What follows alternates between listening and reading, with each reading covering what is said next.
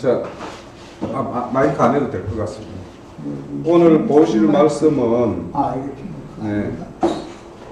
욥기 36장 5절에서 12절.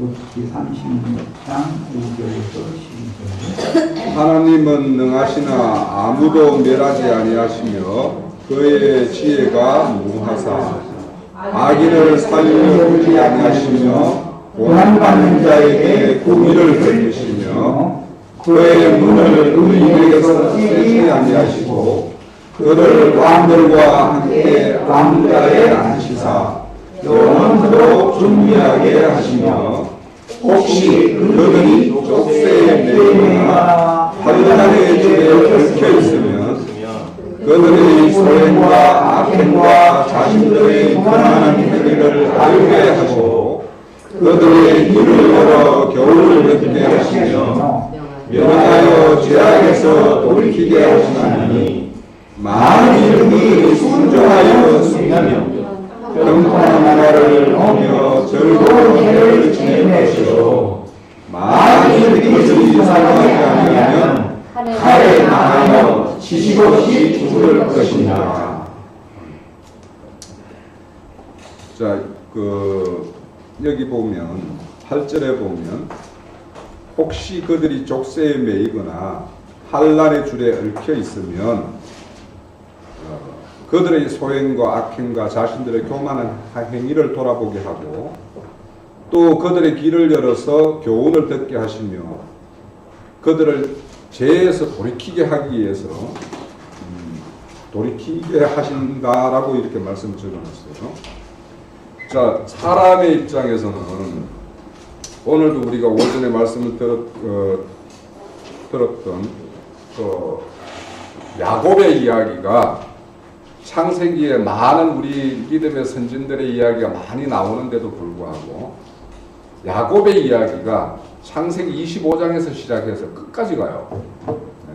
그 앞에 아브람도 있고 뭐 이삭도 있지만 그분들의 이야기는 뭐 한 10여 장에 걸쳐가고 이렇게 하지만 왜 야곱의 이야기가 이렇게 그 창세기 정근의 절반 이상을 야곱의 이야기로 끌고 가고 또 그 야곱의 이야기가 나중에 이스라엘이라는 이름으로 이래 가지고 이렇게 또 이제 사사시대 뭐 왕조시대 이렇게 거쳐서 이제 신약으로 넘어가는데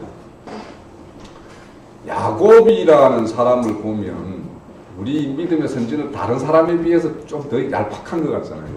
인간 냄새가 훨씬 더 풍기고. 그런데 왜 야곱의 이야기가 이렇게 장장하게 이렇게 끌고 가는 것인가? 우리가 하나님의 복음을 받아서 구원을 받은 우리라 할지라도 우리의 실상이라는 게 야곱과 가장 유사하다라는 거예요. 우리의 실상이. 그래서 그 야곱의 어떤 그런 실상들이 인간 냄새들이 그걸 벗겨내는 작업이 그렇게 힘들다라는 거예요. 그러니까 그게 한 50장까지 쭉 가는 거 아닙니까?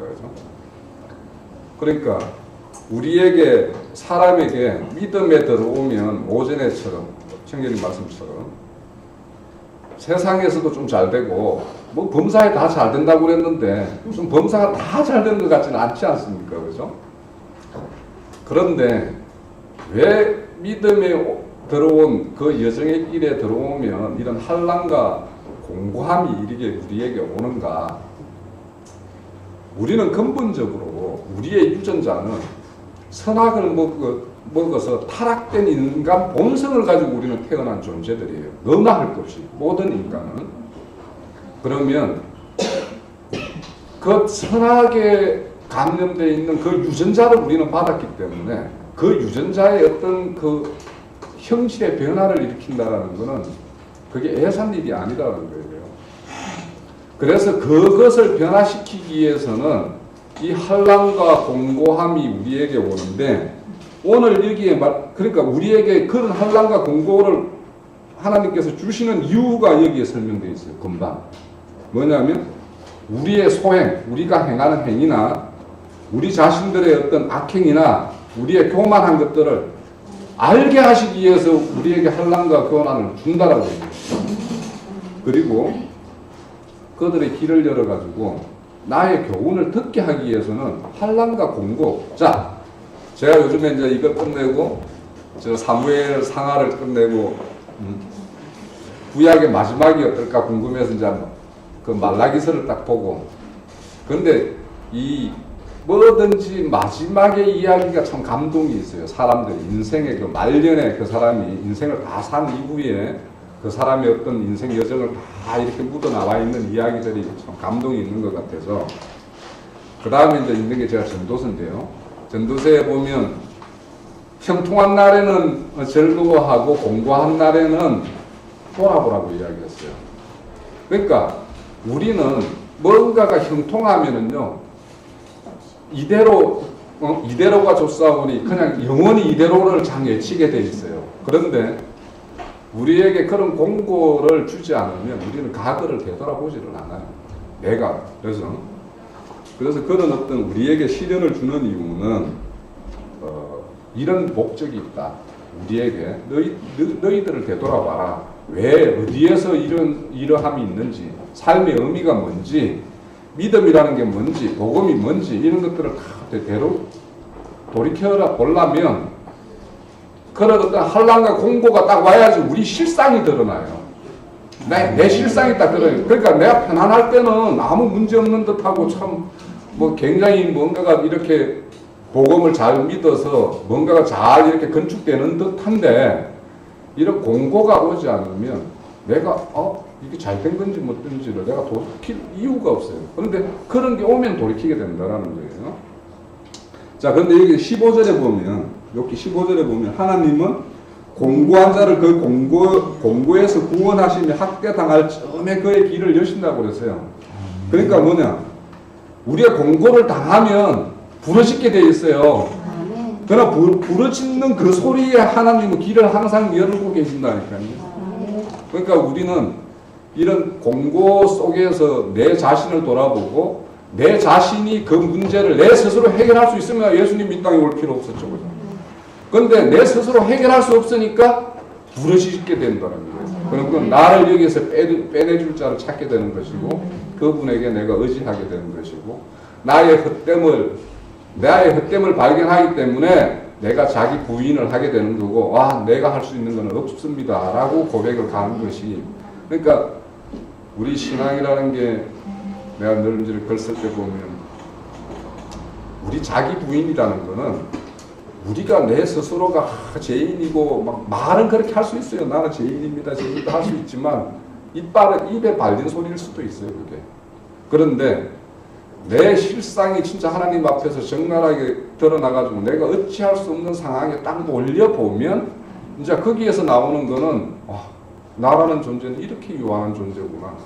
전도서가 다 그 이야기더라고요. 예? 내가 해 아래서 행하는 것들이 다 헛된 걸 마치 말았다. 이런 이야기가 그 전도서 이야기 아닙니까? 그러니까 왕으로서 모든 걸 다 해보고 뭐든지 할 수 있는 그 사람이었음에도 불구하고 내가 다 이걸 헛된 걸 알았다라는 거는 인간의 모든 것, 인간의 지혜나 모든 것이 자기 죽음 앞에 자기 죽음 문제를 전혀 해결할 수가 없어요. 제 문제를 해결할 수 없어요. 그러니 그 사람에게서 나오는 것은 이런 것이 다 헛된 것이었구나라는 고백을 하는 것이죠. 자, 또 그래서 이런 어떤 우리에게 환난이 주어지는 이유가 하나님께서는 또 소망을 우리에게 소망을 하나 자 에레미야 애가서 있죠. 에레미야 애가 3장 19절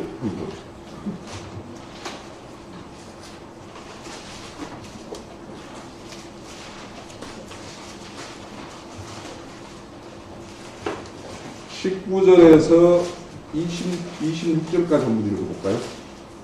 내 고초와 재난, 곧 쑥과 담즙을 기억하소서. 내 마음이 그것을 기억하고 내가 낙심이 되오나 이것을 내가 내 마음에 담아두었더니 그것이 오히려 나의 소망이 되었사오니 여호와의 왕조와 우리 인도하심으로 우리가 지켜내지 아니함이니라. 이것들이 아침마다 새로우니 주의 성실한 힘이 크시도다. 내 생명의 이르기를 여호와는 나의 기업이시니 그러므로 내가 그를 바라노라. 하도다. 기다리는 자에게나 구하는 자에게 여호와는 선하시도다. 사람이 여호와의 보를 바라고 잡는 자이 좋다. 여기 있어요. 자, 지금 이 여기가 다윗이 사울의 추적을 피해서 도망갈 때 이 그 상황을 예레미야 선지자가 이렇게 시편의 내용들을 이렇게 가지고 와서 이렇게 말씀하고 있는 부분이에요. 그런데 이제 그 21절에 보면 내 마음에 이런 내가 지금 고초당하고 이런 것이 쑥과 담즙을 내가 막 이렇게 마시는 것 같이 내가 너무도 쓰다라는 거 이렇게 다윗이 이제 자기 스스로의 지금 상황을 고백하는데 그런데 내가 이런 것들을 내 마음에 담아 두었더니 오히려 나의 소망이 생기더라는 거예요. 그러니까 내가 이런 어떤 고난과 환란이 나한테 왜 오는가 참 너무 힘듭니다라고 이야기를 하니까 여기에 벗어나고 싶은 생각이 있을 거 아닙니까? 그죠? 나 여기 좀 벗어나왔으면 좋겠다. 나 이게 누가 좀 여기서 좀 끄집어내줬으면 좋겠다. 그 손길을 바라보는 소망이 나한테 생기더라는 거예요. 그러니까 이렇게 우리가 환난과 공고에 있을 때 이런 어떤 내 안에서 소망이 생기고 그 소망이 어디에 있는가를 여호와의 어떤 인자와 긍휼에 있음을 발견하고 여호와께 자기가 위탁되는 그런 삶으로 갈 때 이 환난과 공고는 하나님이 우리에게 준 목적하고 딱 부합되는 거예요. 그러니까 우리에게 이런 환난과 공고를 통해서 우리를 되돌아보게 하고 이런 어떤 소망을 주는 것이 하나님의 목적입니다. 자, 그런 목적인데요. 우리가 제가 오늘 이제 진짜 말씀드리고 싶은 내용은 출애굽기 25장 10절 11절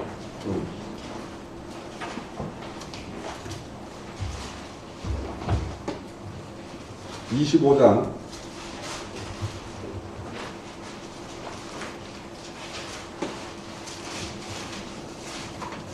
10절 11절 자 여기 정부계를 만드는 이야기예요. 그들이 소각목에 배를 짜되 길이는 900반, 너비는 한 600반, 높이는 한 600반 되게 하고 너는 순금으로 그거를 쌓고 그 안팎을 쌓고 이로 가장자리에 돌아가며 금태를 두르고 이렇게 되어 있어요. 자, 하나님의 정극의 언약궤라는 것은 하나님의 어떤 영이 거하는 걸 상징하는 그 궤예요. 그 궤를 만들 때 이 조각목으로 만들어요. 이 조각목이라는 것은 사막 지역에 물이 있는 데에서 자라는 것은 종려나무나 에셀나무나 이런 물을 이렇게 잘 빨아들이는 어떤 그런 나무들이 자라지만 이 강야에 메마른 땅에서 자라나는 게 바로 이 조각목이에요. 씨띤 나무. 이 조각나무는 키가 한 3m 정도 그 내외로 크지 않은 나무입니다. 나무고 또 이게 쭉쭉 이렇게 뭐 이런 나무처럼 쭉쭉 키가 쭉쭉 바르게 크는 게 아니고 가지가 막 나오고 거기에는 또 이렇게 손을 넣으면 막 이런 완전한 가시는 아니지만 그런 것처럼 손에 상처가 입을 정도로 그런 어떤 거친 나무예요. 거친 나무인데 우리 성막에 있는 기물들을 다 만드는 게 이게 씨띤나무 이 조각목으로 만들거든요. 조각목으로 만드는데 이 나무는 되게 단단합니다. 그러니까 사막에서 물 없는 곳에서 바람, 햇빛을 완전히 막 쪼이면서 이렇게 어렵게 자라는 나무이기 때문에 굉장히 단단하죠. 이 나무로 바로 언약궤를 만든다라는 사실이에요. 자, 이 시띠나무라는 게 상징하는 게 우리 인생을 상징해요. 우리 인간이 시띠나무처럼, 이 시띠나무는 사실은 땔감 이 외에는 별 사용이 없는 나무인데 성막의 기물을 만드는 데 사용을 한단 말이에요. 그러니까 단단하니까. 그런데 이런 쓸모가 굉장히 제한된 이런 어떤 그 나무가 우리 인생 자체가 하나님 보시기에는 그런 존재예요. 그런 존재인데 이런 존재를 순금을 싹 입혀가지고 언약궤를 만드는 거예요. 자, 이 시띠나무가 이렇게 금을 입혀가지고 언약궤가 되듯이 우리 인생이 우리 내면에 속 사람에게 순금을 입혀서 하나님이 거할 수 있는 성전을 만드는 것은 바로 한란과 공부와 이런 거 아니면 우리에게 이런 걸 순금을 입힐 방법이 없어요. 하나님이 보시기에. 그래서 우리가 성경을 보면서 이제 하나님의 어떤 뜻을 헤아리는 거, 그러니까 빨리 헤아리면 그 고난과 역경을 좀 줄일 수는 있겠지만 그거 없이 우리의 어떤 속사람을 새롭게 완전히 새로운 피조물로 만들 방법이 없기 때문에 그래서 이 시띠나무를 그 언약궤로 만들거든요. 그래서 이제 이런 어떤 그 보잘것없던 우리 인생이 하나님에 의해서 다룸을 받게 되면 강약길, 뭐 인생의 여정길이 다 강약길이라는 겁니다. 그러니까 우리는 기본적으로 이런 어떤 언약궤를 만들어지는 어떤 그런 과정이 그 강약길을 행하는 걸로 통해서만이 그렇게 되어지는 거니까 우리는 그걸로부터 피해갈 방법이 없어요. 그러니까 우리가 지금 이제 자꾸 이제 제가 그 개인적으로 보더라도 내가 세상 일에서 뭔가가 좀 편안하고 잘 되고 내 뜻대로 다 풀렸으면 정말 하나님을 찾았을까? 여기 오신 분들을 다들 보시면 다 그랬을 거라고. 근데 그거는 우리의 믿음의 선진들이나 이런 사람들 보면 하나같이 이 길을 가지 않은 사람 아무도 없어요. 내가 이 글을 사실은 다윗 그 사무엘을 보면서 왜 다윗이 이런 환난과 궁고를 이렇게 당하나 애매하게 사울에게 그런 누명 비슷한 사실은 그런 걸 왜 당하나. 그리고 그 이후에 이제 자기 왕이 된 이후에도 아들에 의해서 반역되고 뭔가 자기의 어떤 그 요압이라는 그런 그 군대장이 자기 말대로 그렇게 순종을 안 하는 어떤 그런 것도 일어나고 막 이런 여러 가지 사건들이 일어나잖아요.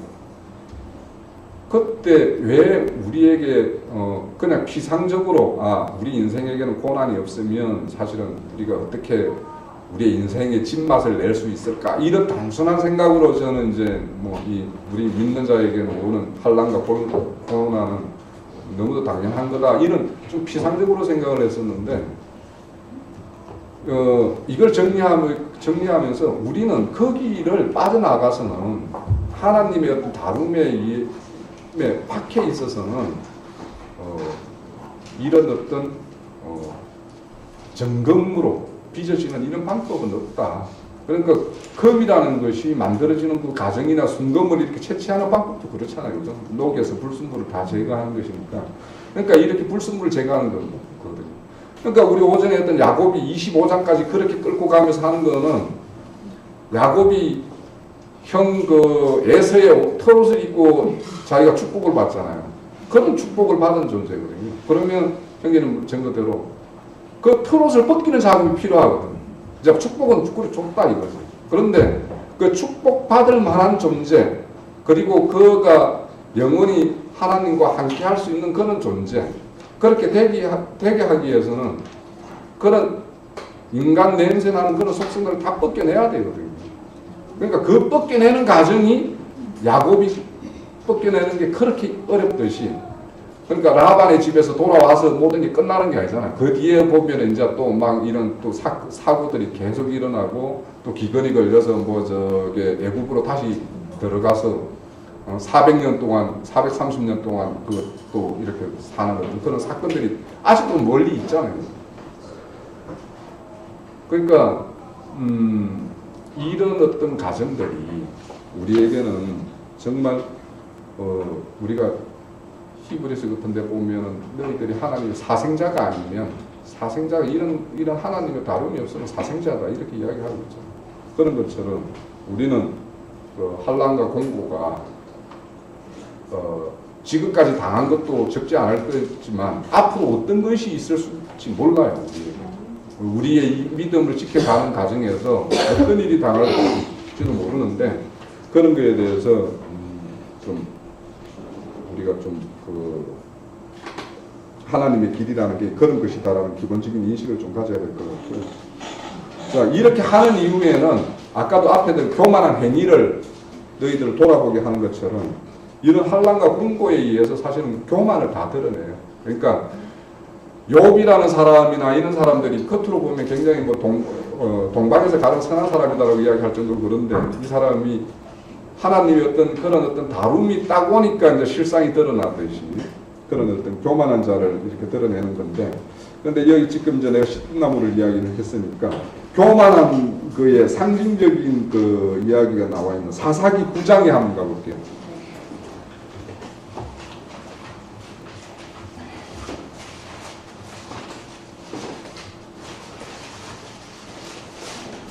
사사기 9장 8절. 하루는 나무들을 나가서 기름을 부어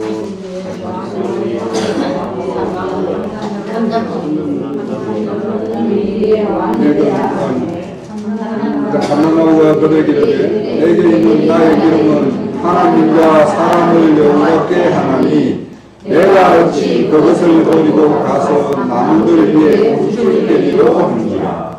나무들이 또 무화과나무에 이르되 너는 와서 우리의 왕이 되라 하며 무화과나무가 그들에게 이르되 나의 방법과 나의 아름다운 열매를 내가 어찌 버리고 가서 나무들 위에 꽃을 때리려 하는지라.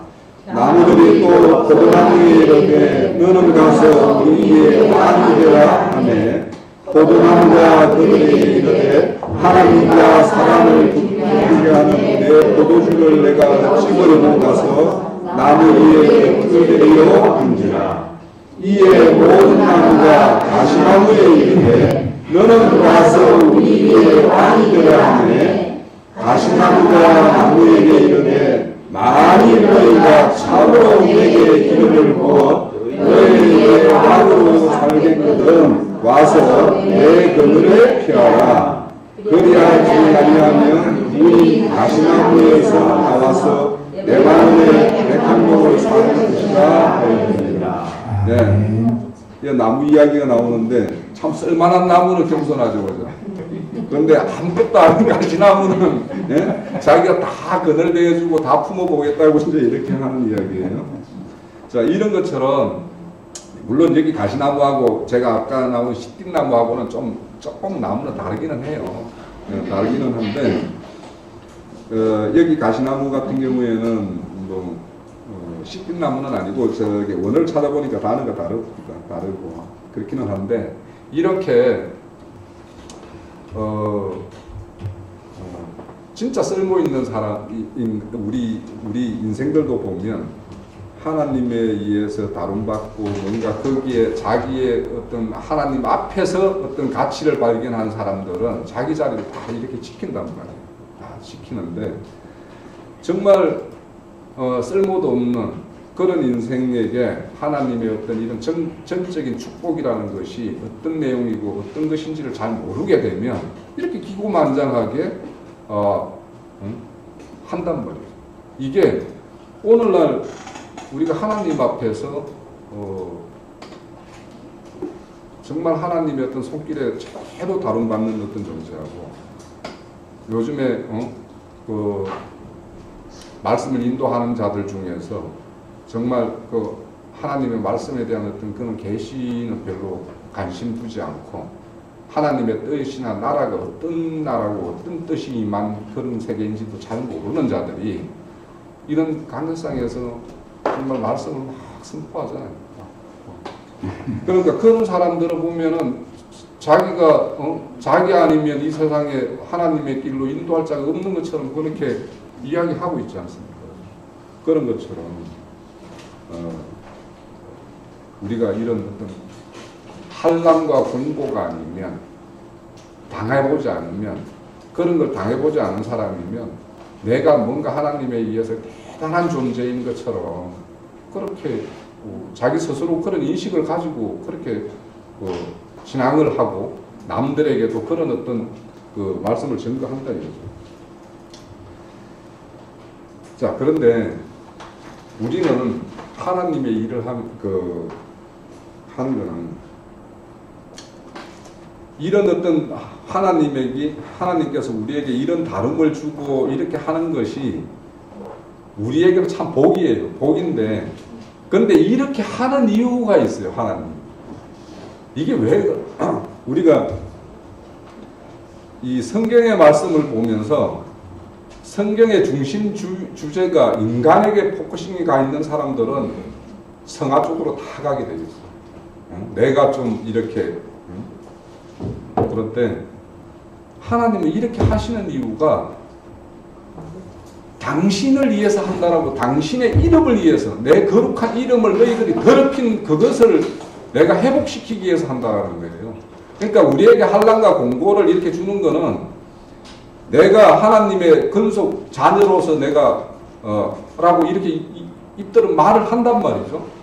그런데 너희들이 행하고 하는 걸 볼 때는, 하나님이 볼 때는 너무도 네가 내 자녀라고 한다면 내 이름이 너무도 욕된다. 욕되기 때문에 내 이름을 회복시키기 위해서는 너희들에게 환난과 공고를 던져서라도 너희들이 그것을 돌이키게 할 수밖에 없다라기 때문에 이렇게 한다라는 거예요. 이런 것이 이사야서나 에스겔서나 이런 데 보면 너희들을 위해서 내가 하는 줄 아냐? 이건 나를 위해서 한다라고 이야기를 하고 있어요. 그러니까 우리가 이런 말씀이나 믿음 신앙이나 이런 걸 할 때 우리가 우리 스스로의 어떤 천국, 나의 구원 이런 걸 앞세워서 나는 내 구원을 하기 위해서는 내가 이런 거는 해줘야지, 이렇게 해야지, 이런 식으로 생각을 한다면 굉장히 모순에 빠질 수 있어요. 사실은 이거는 굉장히 내가 조심스럽게 전가하는 건데, 정말 그분의 세계가, 그분이 말씀하는 어떤 진리의 세계가 그게 옳고 그것이 바른 것이기 때문에 내가 거기로 가다 보면 내가 구원이 되고 하나님의 뜻에 합한 자가 되는 것이지, 내가 뭔가를 합한 자가 되겠다고 아까 오전에도 종교가 뭐고 이렇게 말씀하셨잖아요.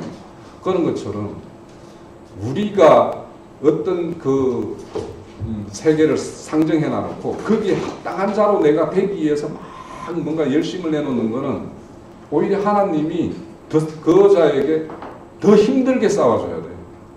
네? 더 힘들게 너 그거 아니다라고 싸워줘야 되기 때문에 거기에서 지금 딱 멈춰서시고 하나님의 세계는 내가 감히 알 수도 없고 온전하지 못하니까 내가 아는 만큼 하나님 인도하는 만큼 가겠다라고 그런 마음으로 그냥 따르는 것이 전도서의 또 결론, 또 하나의 결론이에요. 왜? 인생은 하나님을 모른다라는 게 전도자의 마지막의 고백이거든. 그러니까 우리가 지금 형제님이나 우리가 성경을 통해서 이렇게 깨우친 만큼 그만큼 간다.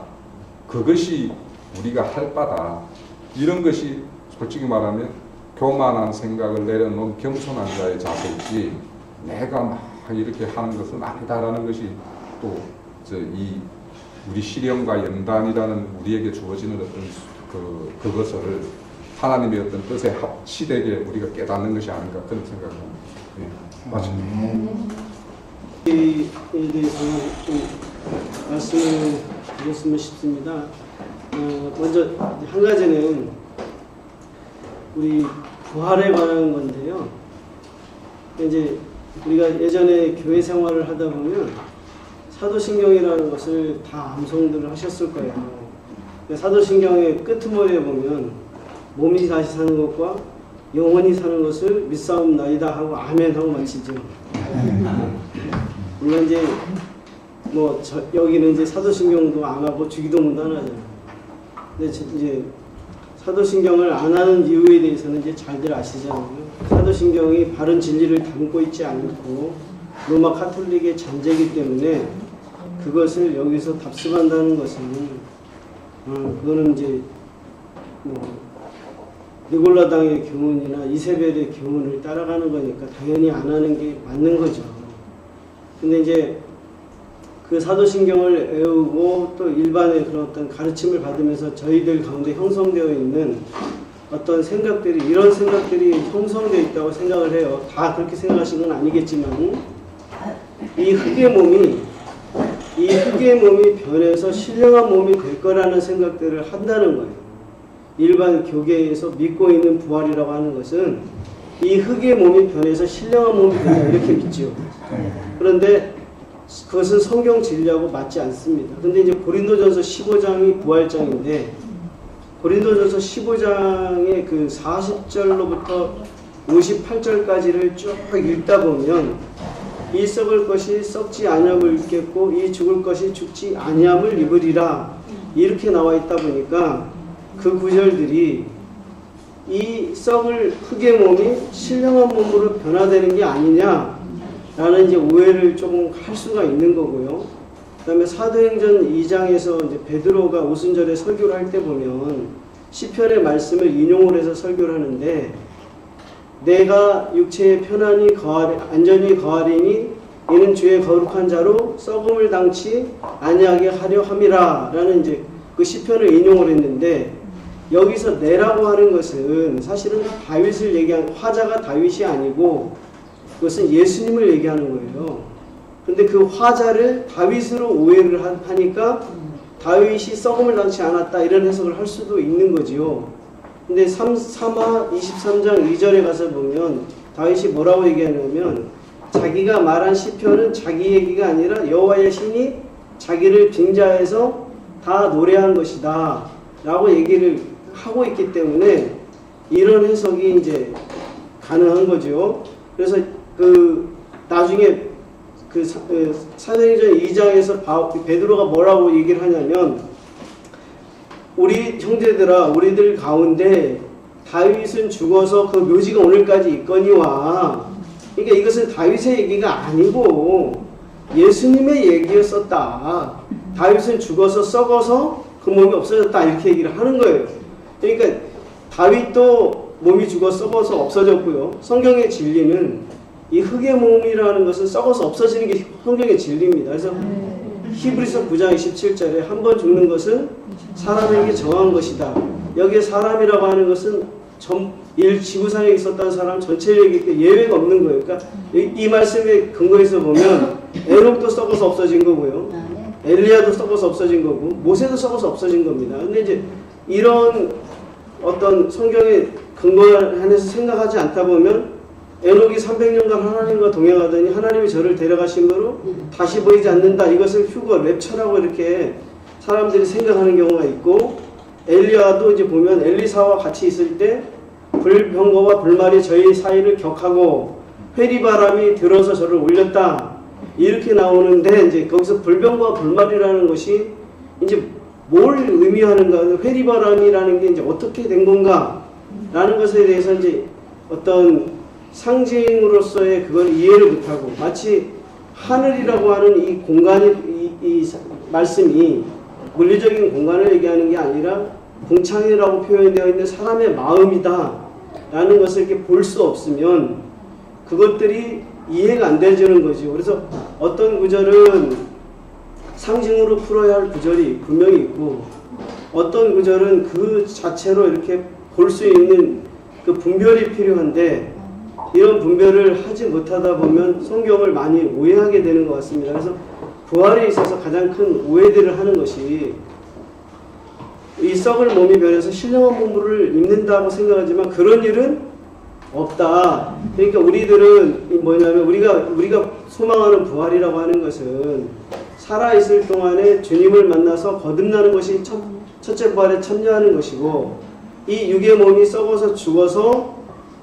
하늘에 그 안식에 옮겨졌다가 다시 구름을 타고 주님과 함께 오는 그것을 우리가 소망하는데, 지상에 믿고 있는 사람들 중에 어떤 분들은 이 말세의 시대에 이제 그 시대에서 자기들이 이 세상에 끝까지 살아남아 있다가 육신의 몸으로 살아남아 있다가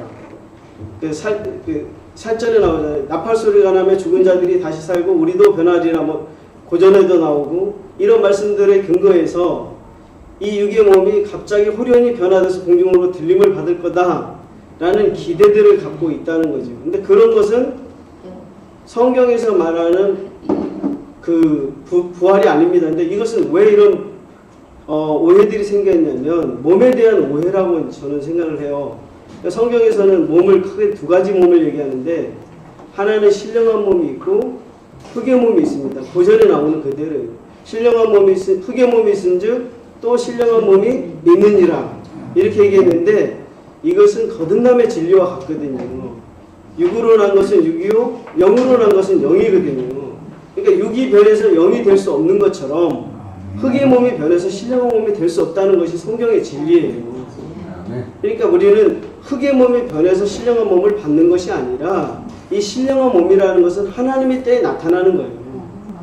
그러니까 우리가 곧 요한복음 5장 29절에 보면 선한 일을 행한 자는 생명의 부활로 나오고 악한 일을 행한 자는 심판의 부활로 나오는데, 백보자 심판을 할 당시에 모든 바다가 그 가운데 죽은 자를 내어주고 땅이 그 가운데 죽은 자를 내어줄 때, 이 둘째 부활에 참여하는 자들조차 모든 이 지구상에 살았던 사람들이 신령한 몸으로 그 심판대 앞에 서게 되고, 그 상태에서 심판을 받아서 지옥불에 들어갈 자와 영원한 생명으로 들어갈 자들이 나눠지게 될 것이다 라고 분명히 성경은 그렇게 증거를 하고 있는 건데, 이런 신령한 몸과 흙의 몸에 대한 이해, 또 육신의 생명과 영의 생명에 대한 이해들이 진리 기초에서 없다 보니까 이 흙의 몸이 변해서 신령한 몸이 되는 이것을 기다리고, 또 이것이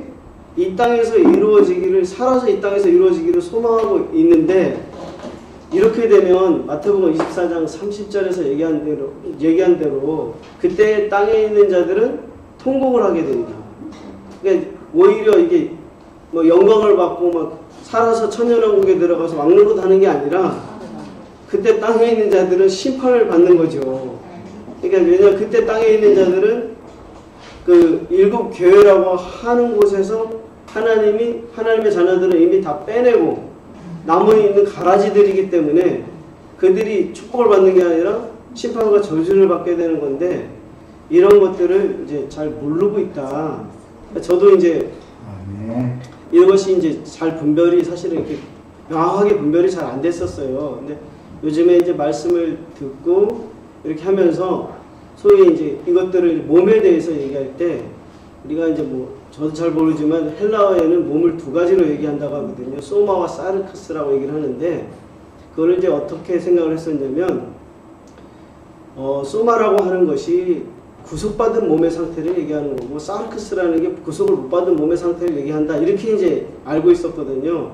근데 제가 요즘에 말씀의 진리를 더 이렇게 깊이 들어가서 생각을 해보니까 그것이 아니고, 소마라고 하는 것은 결국 신령한 몸을 얘기한 거고, 사르크스라고 하는 것은 육신이든 육체든 구속을 받았든 구속을 안 받았든 우리가 이 세상에서 벗을 때까지 입고 있는 이 몸 자체가, 흙의 몸이 전부 다 사르크스를 입고, 이 흙의 몸이라고 하는 것은 구속을 받았거나 구속을 안 받았거나 이것이 전부 다 사르크스일 수밖에 없다. 오늘 말씀에 이제 보면은 라헬이 드라빔을 가지고 나가잖아요. 이것을 가지고 나간다는 건 뭐냐면 옛 습성, 옛 종교적인 습관, 육신의 상태, 육체의 상태, 그것을 그대로 입은 상태에서 강을 건너고 그것을 그대로 입은 상태에서 길라산에 들어가게 된다는 거죠. 그래서 결국 이것이 다 벗어지는 게 어디냐면 베델의 상수리나무 아래 묻고 베델을 올라갔을 때 벗어지는 거고, 그 여호수아에서 보면은 길갈에서 애굽의 수치가 굴러갔다라고 하는 그 지점에 갔을 때 이제 벗어지게 되는 건데, 우리로 보면은 이제 그것이 결국은 이 육신의 장막이 완전히 무너질 때 사실 다 벗는 것이고, 그리고 이제 이 육신의 장막이 다 벗어지는 게 아니라 하더라도 출문이 되고 장성한 자의 분량이 어느 정도까지 도달하게 되면 육신을 입었지만은 바울이 고백한 대로 이제는 아무라도 육체대로 알지 아니하노니 이렇게 말을 하는 그런 단계까지 올라간 자들에게서야 이러한 증거는 할 수 있지 않겠나, 이제 그렇게 생각합니다. 그리고 이제 다른 한 가지는 이제 질문이기도 하고, 이제 제가 조금 이제 우리 혼선을 갖고 있는 부분이기도 합니다. 왜냐면 히브리서 이제 우리가 12장 3, 4절에 보면 너희가 죄와 싸우되 아직 피 흘리기까지는 아니하고 라고 하는 이제 말씀이 나오고, 이제 우리 홍영전님께서도 아까 이제 증거를 해주시기를 우리 인간의 어떤 나약함과, 그러니까 달리 말하면 우리가 구속을 받았다 하더라도 여전히 흙의 몸을 입고 있는 상태에서는 여전히 죄가 흘러나올 수밖에 없고 연약함을 안고 살 수밖에 없어서 바울이 얘기하기를 선줄 알거든 넘어질까 조심하라 이렇게 얘기했고, 온전히 이룬 자들도 그 어디까지 이르렀든지 그대로 행하라 이렇게 얘기한 부분이 이제 그것을 경계하면서 분명히 하는 얘기들이라고 생각을 해요. 근데 이제 이것이 우리가 진리를 얘기할 때 약간 배치되는 부분이 있기 때문에 이게 참 이해하기가 쉽지 않거든요. 예를 들어서 베드로 후서에 이제 2장 21절에서 22절에 보면 개가 토한 것을 다시 먹고 돼지가 깨끗이 씻고 나서 구조물에 들어가서 다시 뒹군다. 이것은 뭐를 얘기하냐면 옛 습관, 옛 생활, 물론 이것은 얘기하는 니골라당의 교훈이나 뭐 이세벨, 발람의 교훈으로 다시 들어가는 부분을 얘기하는 거지만, 더 나아가서는 사실은 육체의 행습을 반복하는 것도 얘기하는 거거든요. 습관적인 죄고 반복적인 죄를 얘기하는 건데, 사실은 이제 저도 신앙생활하면서 제가 이제 제일 고통스럽게 생각하고 힘들어하는 부분이 이런 부분인 거예요. 반복되는 죄에 대해서 이것을 잘 이기지 못하고 끊어내지 못하는 것으로 인해서 힘들어하는 거예요.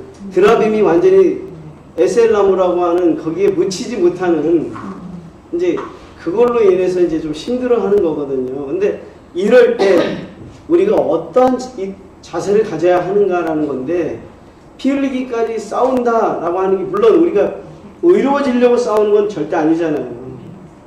이미 의롭다 하심을 받는 것은 출생의 문제로 해결이 되는 것이지 이것을 뭐 씻음이나 싸움으로 해결하는 게 아니기 때문에 의로워지려고 싸우는 건 아닌데, 이 죄를 이렇게 육체에서 흘러나오는 것들에 방치하고 계속해서 우리가 이것에 넘어지고 진다면, 누가복음 그 21장에서 보면 술 취함과 방탕함 가운데 이렇게 빠져서 지내다 보면 마음이 둔하여져서 그날의 덫과 같이 너에게 임한다 이렇게 이제 경고를 예수님이 하셨잖아요.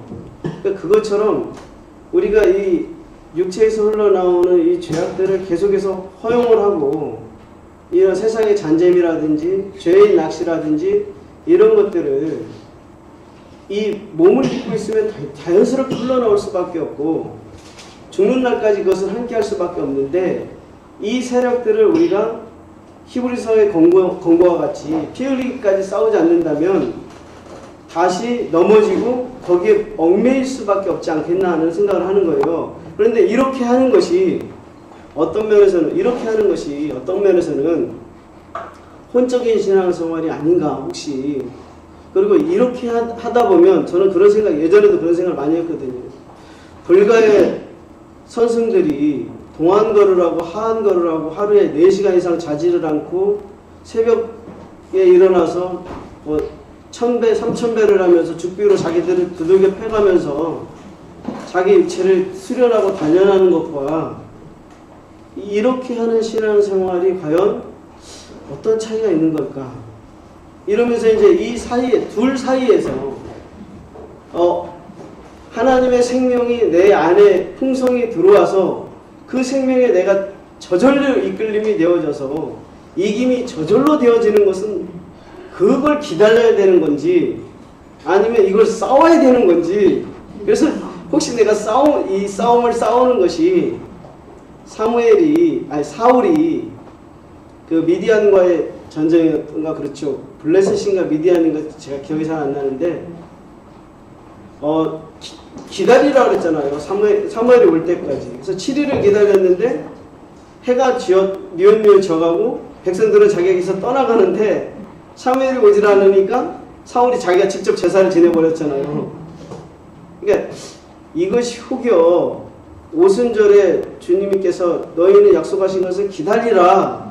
성령이 임하면 권능을 받고 예루살렘 온 유대와 사마리아와 땅끝까지 이르러서 증인이 되리라고 약속을 하셨는데 이러한 생명이 내 안에서 원천이 되어져서 이 생명에 이끌림 바 되어지는 것을 내가 말씀을 채워가면서 인내하면서 기다려야 되는 건지 이걸 동시에 같이 병행을 해야 되는 건지 그래서 이것이 참 딜레마고 이것을 어떻게 해야 되는 건지 이것은 이제 갖고 있는 제 딜레마와 질문을 같이 겸해서 드렸습니다. 이상입니다.